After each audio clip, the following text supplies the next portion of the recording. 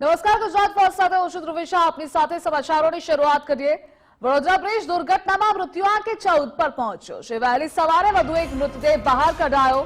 બામણગામના મોહન ચારડાનો મૃતદેહ બહાર કઢાયો છે. તો બાઇક પર સવાર 3 માંથી એકનો મૃતદેહ મળ્યો છે. હજુ પણ 3 લોકો લાપતા હોવાની વિગતો છે. બામણગામના 2 અને કહાનવાનો 1 એમ 3 લોકો લાપતા છે. 24 કલાક બાદ પણ કાટમાળ કાઢવાની કામગીરી ચાલુ છે.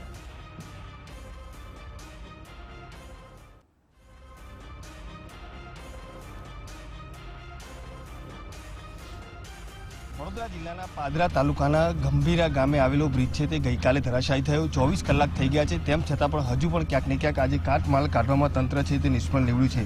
જોકે ગઈકાલથી અત્યાર સુધીમાં 14 જેટલા જે લોકો છે તેમના મૃતદેહ આ જે નદી છે તેમાંથી બહાર કાઢવામાં આવે છે. મોડી રાત સુધી રેસ્ક્યુ કામગીરી ચાલી હતી, પરંતુ જે રીતે જે વાહનો અંદર ખાબક્યા હતા તેને હજુ પણ બહાર કાઢાયા નથી. હજુ પણ જે એક આઈસર और इसमें जैसे जैसे ज़रूरत पड़ती है उसके हिसाब से हम एडवांस करें, लेकिन बस यही कि यहाँ का जो टोपोग्राफी है वो बहुत डिफिकल्ट है. तो सर ये जो ट्रक जो लटक रहा है सर, उसको किस तरीके से कोई प्लानिंग है सर? वो बेसिकली ट्रक एम्प्टी है, उसमें टैंकर है, वो बेसिकली टैंकर एम्प्टी है और उसमें अभी प्रॉब्लम ये है कि अगर टैंकर को कोई वहाँ पर मूवमेंट शुरू करेंगे तो उससे नीचे गिर चांसेस है. अगर नीचे वो करेंगे तो उसमें एटलीस्ट 3-4 घंटे तो लग जाएंगे. तो इसकी वजह से हमने एज इट इज़ रखा है.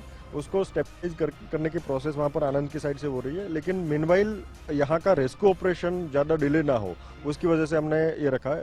एक बार हमारा रेस्क्यू ऑपरेशन, क्योंकि उसके बिल्कुल नीचे ऑपरेशन चल रहा है, जैसे ही हम ये रेस्क्यू ऑपरेशन को कंट्रोल कर पाएंगे उसके बाद उसको स्टेबलाइज या उसको रिमूव करने की प्रोसेस भी शुरू कर पाएंगे. Thank you sir. Thank you.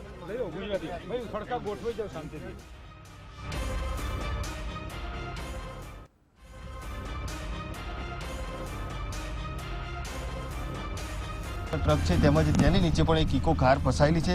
અનેક લોકો છે કે તેમના સ્વજનો પણ હજી સુધી ઘરે નથી પહોંચ્યા. તેમને પણ ક્યાંક ને ક્યાંક આ જે ઇકો છે તેમાં પોતાના સ્વજન હોવાની વાત છે તે સામે આવી છે. શું કહેશો, ગઈકાલથી જ તમારા સ્વજન ગુમ છે, કોણ હતું તમારું અને કેટલા લોકો અંદર કારમાં હતા, કઈ ગાડીમાં હતા? મારો છોકરો તો બાઇક હતું અમારું, અને સવારમાં 7:20 નીકળેલા.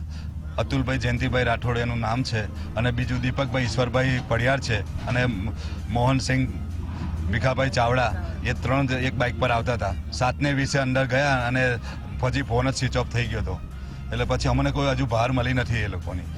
બાઇક પર 3 જણા હતા. કેટલા લોકો કોઈ મળ્યું છે? 3માંથી 1 લાશ મળી છે. હજુ 2 લાશનો કોઈ પત્તો છે નહીં અમારે.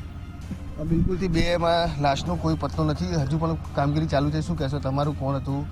ગઈકાલથી આ કામગીરી ચાલી છે. કોઈ એક બાઇક સવારી પર 3 જણા હતા, એમાં 1 લાશ મળી છે, 2 લાશો નથી મળી. બિલકુલથી તમે શું કહેશો?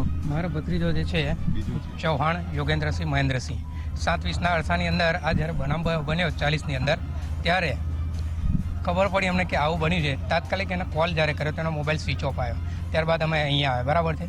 ત્યાર પછી પણ 25 કલાક થયા, હજુ તંત્રએ કોઈ જવાબદારી લીધી નહીં. જે ડિસ્કવર બાઇક હતું, અત્યારે 25 કલાક પછી પણ રિકવર કરીને એ લોકોએ અમને કોઈ મેસેજ નહીં આપ્યો કે ડિસ્કવર બાઇક અંદર છે કે તમારો કોઈ ભત્રીજો છે એ અંદર કોઈ. અને ઘરે અમને જવાબ આપવો અમને અઘરો પડી જાય છે કે 25 કલાકથી એમના મમ્મી મને પૂછે છે, હું એના નાના કાકા છું, તો મારે ઘરે જવાબ હું આપવો, કેમ કે તંત્રએ ખાલી ડિસ્કવર બાઇકનો પણ પત્તો આપીને અમને એવું નહીં કીધું કે તમારી બાઇક અંદર છે. શું કહેશો, તંત્રની કેટલી નિષ્કાળજી માનો છો? કારણ કે 24 કલાક થઈ ગયા, વિકસિત ગુજરાતની વાતો કરવામાં આવે છે, પણ હજુ આ જે કાટમાળ પડ્યો છે એ કાઢવામાં પણ તંત્ર નિષ્ફળ નીવડ્યું છે. તંત્રની એટલી નિષ્કાળજી છે કે આ જે વસ્તુ પડેલી છે, જે કાટમાળ, એને ઉઠાવવાની એમની પાસે કોઈ સાધન સામગ્રી નથી.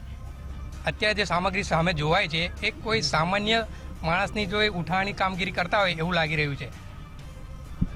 શું કહેશો તમે, જે રીતે ગઈકાલે ગંભીર ઘટના બની, 24 કલાક થઈ ગયા છે, હજુ પણ કેટલાક લોકો છે કે એમના સ્વજનો ગુમ છે. 24 કલાકથી અહીંયા રાહ જોઈને બેઠા છે, પણ હજુ પણ પત્તો નથી લાગી રહ્યો. તંત્ર છે તે ક્યાંક ને ક્યાંક નિષ્ફળ ગયું છે, કારણ કે આટલી બધી હાઈ ટેકનોલોજીની જમાનો હોવા છતાં, આધુનિક સાધનો હોવા છતાં પણ હજુ આ કાટમાળ નથી હટાવી શક્યું. તંત્રને એવું છે, કોઈ નેતાનો છોકરો હોત ને તો અત્યારે અહીંયા આગળ હેલિકોપ્ટર આવી ગયું હોત, કંઈક ને કંઈક સામગ્રી લાવી દીધી હોત. આ તો એક આમ જનતાનો ગરીબ માણસોના છોકરા છે, એટલે એને કશું દેખાતું નહીં, આરામથી કૂતેલા છે પોતાને. હમણાં અત્યારમાં જાગે છે અને દોડે છે. કાલનું થયું કોઈને દેખાતું નહીં અત્યાર સુધી.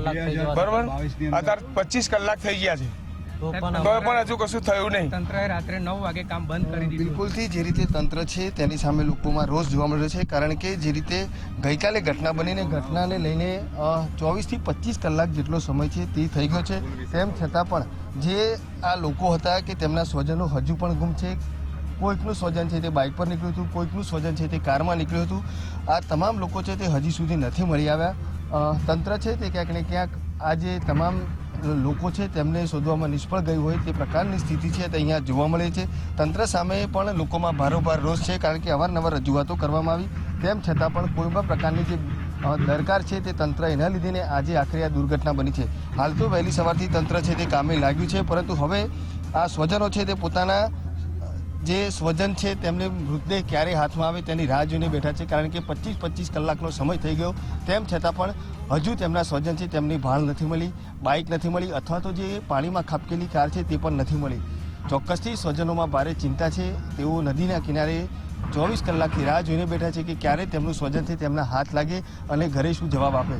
તમામ લોકોમાં હાલ બારોબાર તંત્ર સામે એટલો જ રોષ છે, કારણ કે 25 કલાક થઈ ગયા છે, તેમ છતાં પણ આ જે તંત્ર છે તે ક્યાંક ને ક્યાંક આ જે ગુમ થયેલા જે લોકો છે અથવા તો જે આ કાટમાળ છે તેને હટાવવામાં નિષ્ફળ ગયું છે. કેમેરામેન DK સોલંકી સાથે અલ્પેશ સુથાર, ગુજરાત ફર્સ્ટ, વડોદરા.